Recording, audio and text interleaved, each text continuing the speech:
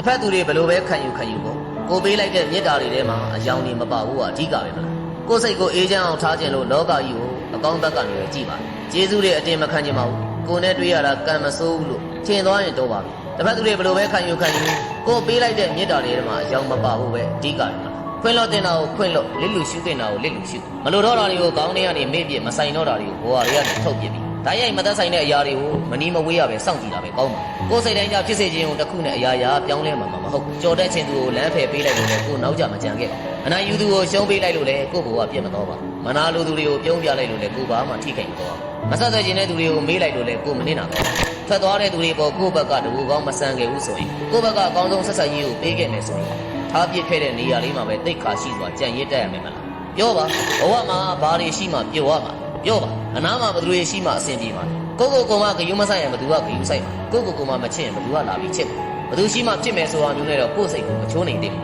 ဘဝတွေကဒီຢာတွေထွက်သွားရင်နောက်လူတွေနောက်အရာတွေရောက်လာကြအောင်ပါသူတို့လည်းရှိလူတွေလိုအကြောင်းမျိုးနဲ့ထွက်သွားကြအောင်ဘဝတွေကရှိသမျှအရာတွေကိုနီးမျိုးနဲ့ဆုံးရှုံးရအောင်ပါသူမထွက်ခင်ကလေးကကိုလက်လွတ်တတ်မယ်ဆိုရင်တော့တကယ်ထွက်သွားတဲ့အခါကျစိတ်သက်သာရမဆုံးရှုံးခင်ကလေးကလက်ခံတတ်ဖို့ကိုယ့်ဘက်ကပြင်ဆင်ထားရင်တကယ်ဆုံးရှုံးနိုင်ရတဲ့အခါမှာကိုတရားနဲ့ကိုဖြည့်သွားတာကိုကတော့လုံးတလောက်ရမယ်လို့ပဲတွက်တယ်ရတလောက်တော့မြဲမယ်လို့တော့မထင်ဘူးကိုယ့်ဘက်ကကောင်းတယ်လို့လည်းမပြောဘူးဆိုးတယ်လို့လည်းမပြောဘူးရှစ်တယ်လည်းမဆိုဘူးမုန်းတယ်လည်းမဆိုဘူးထွက်သွားပါလို့မနေသလိုလာပါလို့လည်းမပေါ့ကိုမပိုင်တဲ့ຢာတွေကိုသူ့သဘောအတိုင်းပဲရှိပါရောက်တော့ခြင်းနဲ့စိတ်ထက်ပေးဆက်တတ်အောင်သိမယ်ပိုင်ဆိုင်မှုများများမတွေးဘဲနဲ့လက်လွတ်တတ်ဖို့ကြိုးစားတကယ်တော့လက်လွတ်တယ်ဆိုတာဘာမှမရှိတော့ဘူးလို့ပြောတာမဟုတ်ပါဘူးအမှန်လက်လွတ်လိုက်တယ်ဆိုတာကိုအရင်ဆုံးလွတ်မြောက်သွားတာ